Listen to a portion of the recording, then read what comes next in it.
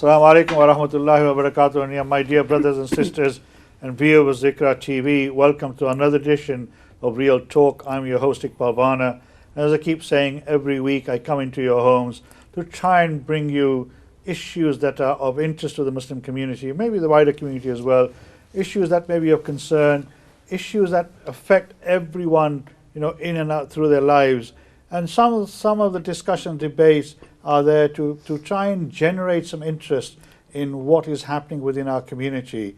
Now, last week, I spoke very briefly while I was having my program where I interviewed Councillor Muhammad Ajib, the first Muslim Lord Mayor, and we briefly alluded to the Muslim community and the power of the vote that the Muslim community has in this country. We don't seem to recognize the impact of what we could do if we work as a united community in this country. Now, we had the Batley by-election last week. I think everybody must have heard about it. Everybody must have seen the outcome of it. But not many people outside of Batley and Spen would have seen some of the campaigning that was going on, apart from some of those issues that were highlighted by the national media about some of the behavior of those who were involved in the campaign itself. Now, that has had a real major impact on the image of the Muslim community and also the relationship between the Muslim community and the wider community. Now, as I said in my program last week and the week before, a lot of people had condemned the behavior of some of those who were campaigning for some of those parties who were engaged in the electoral process. And certainly our imams on both occasions, both Fridays prior to the actual election, had made pleas to those parties who were campaigning and their supporters to actually tone down some of the comments, the commentary, some of the messages that were sending out, because that was having a real negative impact on the wider Muslim community. And that's what I want to talk about today. The campaign itself, in my opinion, I've said this before, was toxic to a certain extent. It was really, really damaging and negative in the way it portrayed the Muslim community. And is this the way we as Muslims should behave? Should we reflect our Iman and our Islam in the way some of those people, I'm not saying all of them, behaved? There were some really nasty allegations about physical and abuse against people. We've had the mayor of West Yorkshire said that she witnessed and she was there when members of her team, when they were campaigning, had been attacked physically and verbally. We saw some footage of people coming from outside the area and actually berating and harassing Kim Leadbeater on her position. And it was absolutely unbearable to watch how this person had behaved. And quite rightly, that person has been condemned by all the political parties who were campaigning in that election process, particularly by George Galloway. But then some of the other supporters of the Galloway campaign, I think, were also responsible for some of the behavior that has been, the allegations made against them. So as I said, this has had a major impact. But the biggest impact, in my opinion, has been that the Muslim community as a whole has lost out big time because of the antics of some of the people who were engaged in that election campaign. And that's what I want to talk about. So I have with me some very eminent people, one of whom you have seen before. He has been here, and he's come all the way across the Pennines, and we had to issue a special visa for him to come into Yorkshire. But a man who has previously worked tirelessly in our area, campaigning for equality and social justice for everyone, but particularly around race equality. A man who is very familiar to people living in Kirklees, because he, as I say, has worked very hard, very tirelessly, and he put Kirklees Racial Equality Council virtually on the map single-handedly. A man that many of you will know, and that is my friend Maqsood Ahmed, who has been working on a national level as well. Previously, he was an advisor to the Home Secretary. After that, he became one of the senior directors in the NHS for responsible equality and diversity, and now he's the chief executive of the British Muslim Heritage Centre, which is based in Manchester. Beside him is Ismail Shenjin, who is a friend of mine. Some of the people in Batley and Dewsbury will know him. He's a lecturer, but he's currently working as research fellow at the University of Oxford, and I'll let him explain what he's researching, because it's quite interesting as well. So both of you, Assalamu alaikum wa rahmatullahi wa barakatuh, welcome. Maqsood, I hope you had a pleasant journey coming across the Pennines, and we didn't have any border patrols looking out for you, did they? Bismillah ar-Rahman ar-Rahim. Wa alaikum assalam, and thank you for inviting me back again, Iqbal Bhai. It's a pleasure to always come back to Yorkshire, even though we're on the opposite side of cricket and football and everything else, but it's great to be back here, and thank you for inviting me. And may I also say, keep up the good work that you're doing, because we need more Muslims in the media, and I think to discuss issues like this and other issues as well, thousands of other issues that the Muslim community are facing. So well done, and may Allah give you good health. We'll try, and because there'll be lots of people who probably want to deny that some of these activities took place, and they'll want to bury their heads in the sand. But I think as a Muslim community, we need to confront these issues. Unless we do that and challenge it, are we going to change? And that's what we want to talk about. Can I say, Ismail, welcome to the program. It's the first time for you. Yes. But I know, you are a well-known personality. You are obviously done a lot of work at a local level, and also nationally and internationally. And you are currently a researcher or doing some research with University of Oxford. Ismail, you have been in the heart of this campaign in the sense that you have witnessed it at a local level. Yes. Right? Although you were not directly involved in the campaign itself. Now I saw that you had put out a video, and also I'm not sure our viewers nationally will know about this, but even there was a letter put out by Muslim sisters who expressed some deep concerns at the behavior of some of the Muslim males who were engaged in the campaigning for one particular party, and their behavior made them frightened about speaking out, and they felt that their voice was being silenced by the behavior of some of these people. Ismail, I know you put out a video to condemn that, and I'd condemned it as well on my previous program. Looking in, being a local person, how did that make you feel? Wa alaikum salam, first of all. Thank you very much for inviting me. To be honest, I try to stay at a distance and like an observer to politics. Mm-hmm. But, and as you know, I'm from Dewsbury, and this is a Batley and Spen election. Yes, I know. Although we are same area in a way that everything affects us similarly, equally, and we are involved. If anyone knows the area, the demographics are very much involved. But for this time, I realized, yes, it gets a bit heated and everything, but once the abuse was verbal and draw attention from Birmingham and different places, people coming and literally doing what they did, which asking very relevant questions, but not necessarily giving an opportunity to answer. So it's not like really asking a question. It's actually like just stating things and, in a way, a form of verbal abuse and stuff, and which makes you question, is this guy really want some answers or commitments? Because it's okay to ask a politician, what is your commitment about this issue? And then record his or her answer and hold accountable. And this is why we hold the Q&A times and everything. But when I realized that got a bit out of hand with other things happening, people committed a lot emotionally into this election. And then I didn't see, I was a bit aware that in the mosques, the imams were very, very responsible, and the way they speak, unfortunately no one knows about that, but it was very good. And I felt like if we don't step in and talk publicly, which is the difficult part, because many people personally reach out to Kim probably and share their messages with her and support against that abuse. I thought if we don't do this sort of thing publicly, that might lead to a lack of condemnation, that might lead to for people to think that maybe that was right, that was something, and maybe next time someone do something even worse. And as you know, Kim is not a normal person in this sense. Her sister was killed, and mainly because of pro-Muslim policies. Yes. That was why she was targeted by far right. And by killing her, they actually give a message to everyone. And the fact that Kim decided to step in is actually denial of that fear-mongering policies of far right. Okay, you can't silence us. We will continue.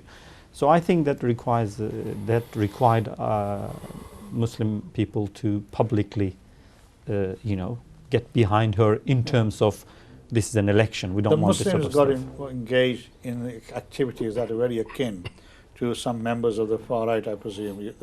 That's what you're alluding to, because they are very vociferous in their campaigning, very vociferous in the way they attack the Muslim community. Yeah. And the Muslim community has sort of displayed similar type of behavior, unfortunately. I mean, Maqsood, you obviously you're coming from across the Pennines. I'm not sure how much you monitored the event, but the reverberations of the impact of what happened in Batley and Spen, were felt all across the country. I mean, we live in a democratic country, we have a democratic process, and there are some very clear set norms of how people should behave. I mean, did you witness some of this behavior from where you sat? First of all, congratulations to Kim. I think she's done well, and I've already used the social media platform to congratulate her. But I've also reminded her and the other MPs, when you become an MP, it's a very huge responsibility, especially when you are basically fighting for equality and fairness and justice.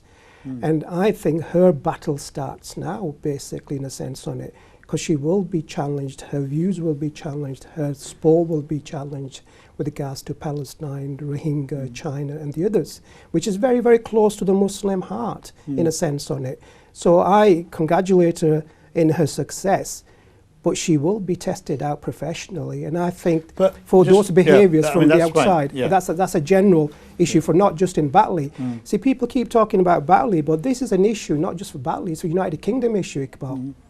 The same issue is being discussed in Rochdale, in Bolton, in Manchester, about our own politicians and the others. This silencing of the politicians when it comes to the issues that affects the Muslim community needs to be discussed. I agree with you. I mean, this Islamophobia, as Ishmael mentioned, is quite right. We've seen one of the reasons why the Labour Party has lost a lot of support from the Muslim community, especially the young. And they will continue to lose that from the first and second, third generation. Is that the young people are saying, we're not going to blindly follow a party which is no longer, has feelings for what we are suffering, whether it's Palestine or in this country itself. And we've seen today Trevor Phillips being reinstated by the Labour Party. That is another example. Having made some how many examples would the Labour Party let me just focus. I mean, Kim, and I've recorded this in my previous programme. Kim is a friend of mine. I worked very closely with her, after the murder of her sister, the brutal murder of her sister. I mean, she's done enormous amount of work to try and bring communities together, with your good lady, Fakhra, who has worked very closely with her as well, to bring communities together, because on the basis that we have more in common. And I worked very closely with her to try and do that. I also congratulated her, but as many of you will know, that because I declared my sort of disdain for the Labour Party and the leader of the Labour Party, I have now been officially thrown out of the Labour Party, which doesn't bother me. I'm happy to leave a party that is no longer supporting the Muslim community or the Muslim cause and has got Islamophobia in its roots. But I mean, let me just focus for a while about this campaign, how it was run. I mean, what some people have described is that the campaign by certain groups was run on the gutter politics of the Asian subcontinent. Some of the tactics and behavior that we see back home in the Asian subcontinent were transported into Batley and Spen. And it was, not just in Batley and Spen, it's imported into other areas as well. No, but not as bad as it is here. It was here. So I see it from an outsider who's worked in Batley and been proud to work in Batley and Kirklees, as you know, because we fought for the racism that was happening in there, and we continue to do that. So it's not, Batley isn't something that's 60,000 miles away from me. It's very, very close to my heart, and it's the issues that are in Batley are also in similar other countries. So that's in other parts. I saw one incident. It was a gentleman from outside, if I can call him a gentleman, from outside Batley who came in. It was very, very abusive, I felt, when I saw that clip. I didn't see anything else personally living outside Batley. So there was one incident, and I think no matter whether it's one or two incidents, verbal abuse, physical abuse cannot be acceptable through democracy in a sense on it. That is not the way to sell a message or to get other points of view forward. My challenge is to our more community is that, and we are facing all the time challenges. You make one mistake as a Muslim community, anywhere in the world, it will be picked up, Iqbal, And highlighted. and highlighted. That doesn't happen to any other community except the Exactly, Muslim yes. community. That's one of the challenges that we face. So having known this, that this is what's happening, Iqbal, why would we go out there and do something that we done with this gentleman coming in from outside? It was absolutely shocking, should have never have happened. However, it happens in other communities as well, where there are Muslim MPs who gets abused on a regular basis. But Iqbal, the difference is it doesn't get highlighted. So we have a challenge with the mainstream media. We need to not only convince our politicians, whichever political party they belong to, the issues that are affecting the Muslim community, we also need to influence the mainstream media so they can understand us better, in a sense, on it. I don't mind being treated equally or badly as long as everybody else is treated equally and badly. What I object to as a Muslim community is when that happens to us. We've discussed the media issue with, in the past year. I mean, the media is a massive topic that we've been talking about for years now. We know that the Muslim Council of Britain has been doing enormous amount of work to try and sort of get the media, particularly the print media, to reflect the Muslim community much better. And we can have a discussion around that because there's a very good friend of mine called Professor Chris Allen, who's done some enormous amount of work around the impact of the British media on the wider sort of the public in this country. But I mean, I just want to focus on the impact of what happened in Batley and Spen in two senses. One is, did the Muslim community reflect itself, exercise its power that it could have done in the way that it should have done, and show the collective power that as a Muslim community we could have had and made a difference? Because I think everybody in the Muslim community wanted to give a clear message to Keir Starmer that you no longer have our support. But by dividing ourselves, have we lost that chance? Because the Labour Party has won anyway. Now, Ismail, I mean, you're a local person. Yeah. I mean, how do you feel about? I think in many levels it requires the proper sit down and analysis of the situation, because yes, a lot of the debate was about actually Labour leadership and policies about Palestine and Kashmir, and there was a sense that people wanted to send a clear message, but then a lot of focus was about international human rights issues. And then, but when you look at that, there is another level that where as voters you shouldn't actually become so much involved, because you are there to make a decision between the candidates. But there was a sense of a horse race as well, people already committed to something rather than, okay, which party will try to convince my vote. It wasn't there as well. So there was a huge commitment. Of course, like Conservative parties will support their candidate, Labour as well. And Galloway came in and he had a base support without necessarily fighting so much for it. And then in the meantime, when these atrocities happened, some of the let's say, emotions and thoughts started changing towards Kim Leadbeater, and she actually did a very good, very, very resilient campaigning. I think if the Conservative candidate did something half of that, he would have probably won this election. Oh, possibly, yes, possibly, yes. But at the end of it, what happened is, I think it's not the worst outcome for the Muslim, even ex-Labour voters like yourself, because you wouldn't still want, ideally, a Conservative MP for Batley and Spen, because there is the National Border Bill that is coming up, for instance, which will have a lot of impact on immigration, asylum seekers and everything. There's so horrible stuff that being discussed, and it's even, like it's bad even for Tories to bring up such a bill, and we will need a voice on that, and tomorrow for another issue, and tomorrow for another issue.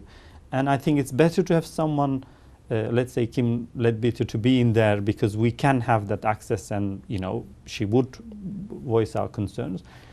But throughout the process, as you said, like when you look back and see, what did we really achieve here? We wanted to give a message, so we created, as the Muslims, ex-Labour voters, for instance, people created a sense that if we withdraw, things might change, you might lose stuff. But eventually Labour didn't kill Starmer. But I'm sure they saw the message as well. It's not something that can be easily denied. Do you think Keir Starmer's got that message? Maksud, I mean, nationally, Although the Muslim community is saying we have sent a message, and Kia should have got the message that he's lost the Muslim vote. But by winning Batley, Maqsood, I mean, you're a seasoned politician. You worked at the highest level of government. You worked with politicians. Do you feel that having won the election, that he will get that message at the Muslim community? No, he won't get that message, because the strategy is different. Mm-hmm. The strategy has been taken for granted for so long. The Muslim community and Muslim votes have been taken for granted for so long. Mm-hmm. The Conservative strategy is quite simple. They don't need the Muslim vote, Iqbal Bhai. They need the Jewish vote, they need the Hindu vote, they need the other votes. Combine them together, and the right-wing vote that votes usually, the BNP, who used to be BNP as an organisation, now most of them gone into Conservative Party, I would understand. Are you with me? Otherwise they haven't disappeared. Those And people UKIP, still vote. UKIP people as UKIP has gone in there. So the Conservative strategy is quite straightforward. Mm. In fact, the more they're against Muslims and Islam, the better it is for the Conservative The more Party. votes they get. The more votes they get. So that's their strategy. So therefore, people like myself cannot vote for Conservative Party, because Same here, that's not yeah. the option. So never have, never will, until they change their attitudes and mindset. So the only natural party that we had that we used to, well, I used to vote for and still continue to vote now and then, to be honest with you, was the Labour Party. But now people have started to question, for the 40 years of loyalty, of actually voting for one particular party, what have we gained in that? Even on a national level, unemployment amongst the Muslim community, Iqbal Bhai, I know you don't want to talk about this today, but the unemployment of Muslim community is horrendous. Yes. It's ridiculous. Are you with me? And we've had Labour Party in power. We've had Conservatives in power. We've had Liberal Democrats and Conservatives in power. The condition for Muslims hasn't changed. Islamophobia is on the increase. That hasn't really resolved anything. Health inequalities with Muslim communities. I accept So all if you ask me a question saying, is Keir Simon sitting there saying and panicking, wow, we better get back to the Muslim community, it's not going to happen. Okay, so what, you see, I've said this, and I think you were with me on a TV program that we jointly shared as guests, that there are 100 parliamentary seats that the Muslim community, and I've been saying this for the last 15 years, that if the Muslim community works collectively together, we could determine the outcome as to who gets into parliament. Of course we can. Right? Yes. And that is something, the strength of which we have not really understood, that we have this power. No, we understand that, but the problem we have, the challenge we have is that who will bring that together? Because our community, the business community, who has the power financially to think strategically, are not at that level. So we are far behind with regards to financial power and to do that. So for example, in Greater Manchester, if you really want to influence politics, our Muslim community can influence the politics through finance, if they wanted to. But if you as an individual group of people feels that I just want to have another 50,000 houses so individually I become more richer, that's not going to help the Muslim community. That'll help you individually. So we need to change our mindset of saying, how do we actually strategically influencing the media, influencing politics? Because other groups are doing that very well, and good luck to them. Are you with me? It goes back to Ismail's point, isn't it, that we should have a discussion around this. Yeah. You know, that's what you were alluding to, in the sense that the Muslim community needs to come collectively together as a group. And I in my speeches, I've said, forget the fact that you're Pakistani, you're Deobandi, you're Barelvi, Ahle Hadith, or whatever you are. But they don't. But we have is to. this something we need to now do? Absolutely. If we are going to make the difference that you What say is our we need. identity? Is it a Pakistani, Indian, Bangladeshi? Is it British? Is it Muslim? And I think the next generation has started to question that now. So they are more aligned to British Muslims than they are aligned to British Pakistanis or Bangladeshis. But we still got a large community that actually doesn't think that way. They still think you're Bangladeshi, and I want to discriminate against you because you're Bangladeshi. Exactly, I know. That's the Can reality. I just stop you? We have a call coming. So can I say, Assalamu alaikum, please? Can you give me your name and where you're calling from? Hello, Assalamu alaikum. I think we may have lost the call. Hello? Hello, Assalamu alaikum. Can you give me your name and where you're calling from, please? My name is Mrs. Tahir from Bradford. Hello, Assalamu alaikum, Mrs. Tahir. How are you? I'm fine, thank you. Jazakallah for giving me opportunity. Right. Hello? What would you like to say? I'm just saying that in this country, if all of us enjoying prosperity, equality, justice, and we think that is a better country than other countries, and if we enjoy, we should respect the same type of things for other people. Until we won't respect for other people, like some women, they don't want to expose themselves, and they are not risk for anybody. They're just enjoying their individual things, and they are not risk for anybody else.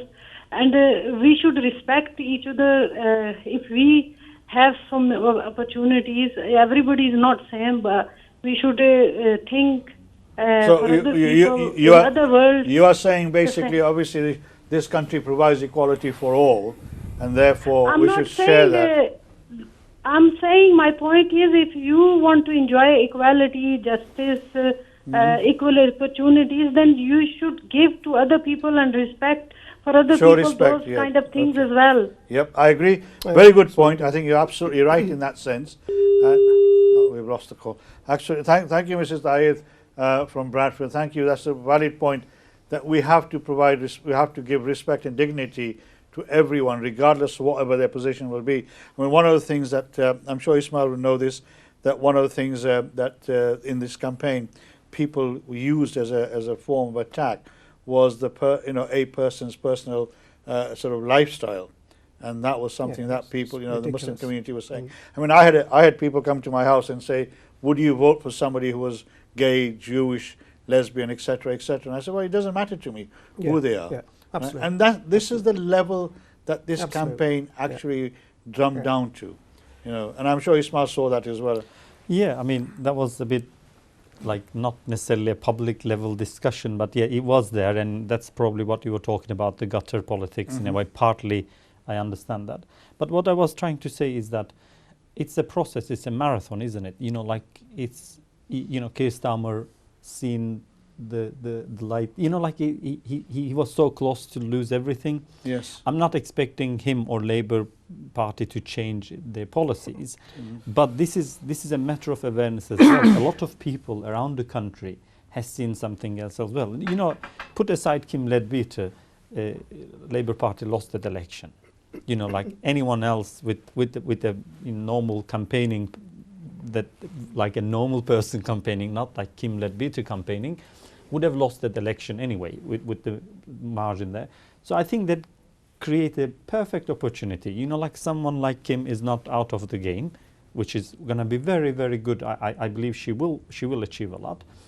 But on the other hand, a lot of people see how strongholds may be able to go, and parties will have to respond that. Like there are a lot of pro-Muslim voices, or people who believe that Muslim concerns are important and Labour should continue to represent them, like John McDonnell. And there are that sanity will come back. I think one side of it would be to show your strength a bit, maybe more cleverer than what Batley and Spen electorates has achieved. If they, for instance, formed a wider coalition before they brought George Galloway and get a lot of people's support, the outcome could have been different, much more different, because we know, the election results is not necessarily reflecting. It's a by election. It gave a lot of message, but it's not conclusive. But other places, like you said, where Muslim voters have a chance to decide the winner,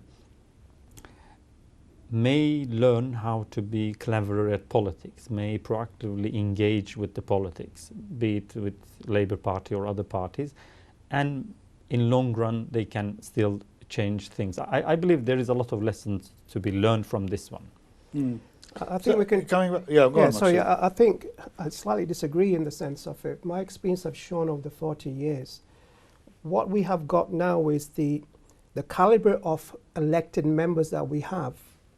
That makes it difficult for us to make that change from inside, because we need a different caliber of politicians to be members of the Conservative Party and the Labour Party and the Liberal Democrats. I think Muslims should be in every political party, to be honest with you. I don't think we are in a luxury position just to select one party, not the others. But the challenge once you become an MP and a councillor, and you know this more than I do, that's when the challenge starts, because that's when you see Islamophobia actions taking place within the party.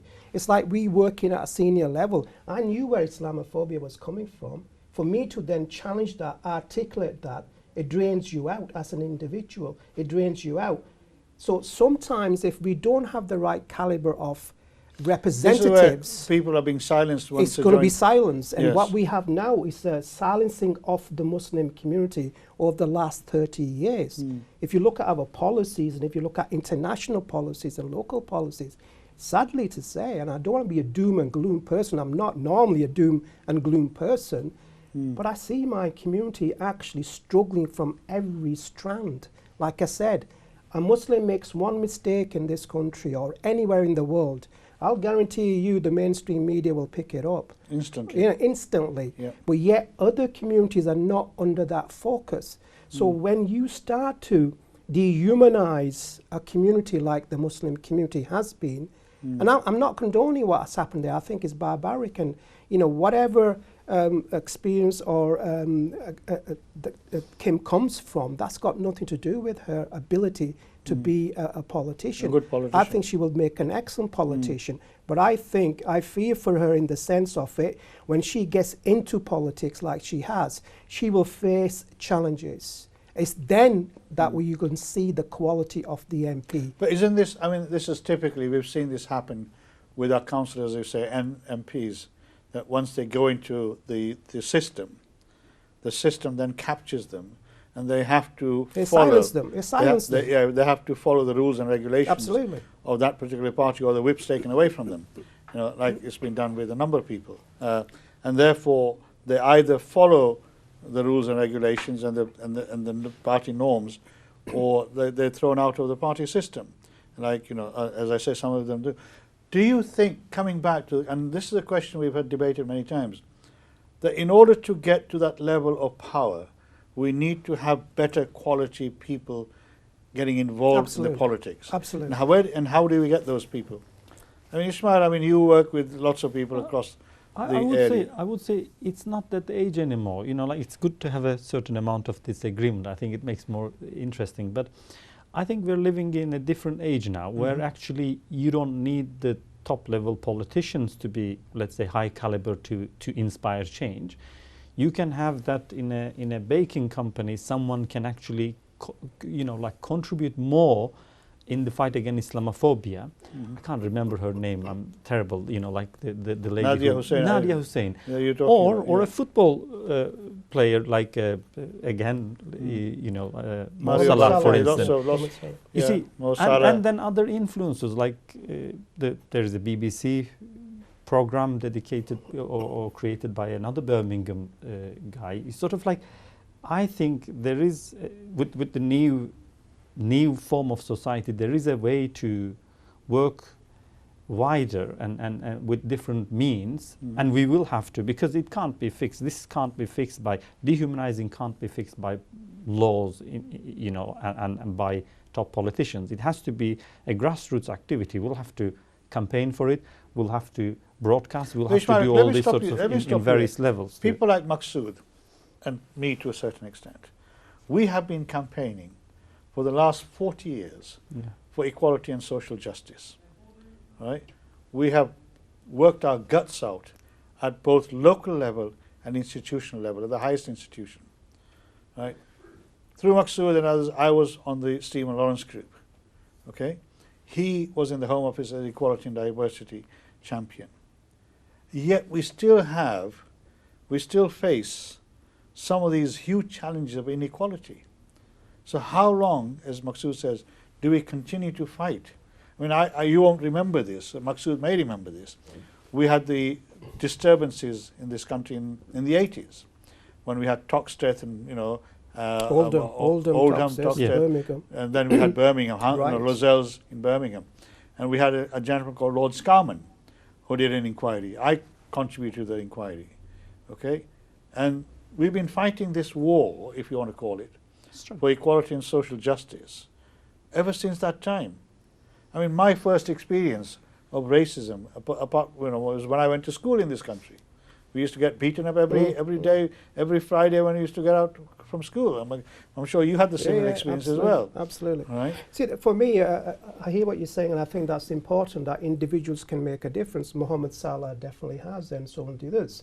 But they haven't made a difference in policy. They haven't made a difference in sort of where actually changes needs to occur. Where the biggest gap, I feel, and I might be wrong, just my observation, is that we have no impact into policy with regards towards it.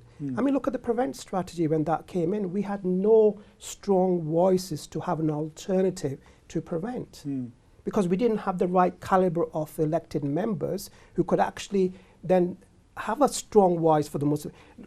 The truth fact is this: we as Muslims vote for somebody who will actually look after our interests, like anybody else does. The evangelicals, the Christians, the Hindus and Sikhs, they all vote for a politician that they feel that Iqbal's going to be fair and just on us, not only nationally, but internationally. But when we do that, and we see our elected members failing time and time again, what's happening in Palestine, what's happening in Rohingya. Rohingya is not something that's just like a slap in the face. Rohingya is ethnic cleansing, Iqbal, by that's taking place. Women and children being burned and raped. China, concentration camps in China. That's not a slap in the face. That's actually happening in reality. So therefore, if we can't influence, one of the reasons if we can't influence Boris and the others and Stay Karma and the others, then I think we have to question ourselves. What type of caliber of people do we have in the elected members? And that's why I say to Kim, congratulations, well done, Kim. I'm really pleased for you. The challenge starts now when she will be faced with a decision to stand up in the Commons to actually defend equality and fairness. And if she remains silent, then she's not the right person. She's not the right MP. Yep. That's my view. Can I comment to that? View, like, really, I do understand, and in normal times we will have to, let's say, like 30 years ago, probably campaign, raise awareness in a different way. But today, one of the most important topics is, let's say, global warming, and who brought that into world agenda and how? That's a girl who was protesting in front. So there is a new way of doing things as well, and it can get you to highest points. I'm not saying it created enough change, but I think we should recognize quickly that like this. I'm going to have to stop you there, Ismail. I mean, we're coming to a break at this moment in time. Inshallah. Obviously, this is a very interesting conversation, and usually what happens is when we really get into some of these topics, we come to the end of the program. People think 1 hour is too long, but I'm telling you, 1 hour is not long enough. Inshallah, I hope you found so far this discussion illuminating. It's a huge challenge that we as a Muslim community face. Don't go away. Inshallah, we'll be coming back soon to you. Have a break. Go and have a tea, coffee, faluda, whatever it is that you enjoy in this break time. But if please contribute to the discussion as well. Take care. Assalamu alaikum wa rahmatullahi wa barakatuh.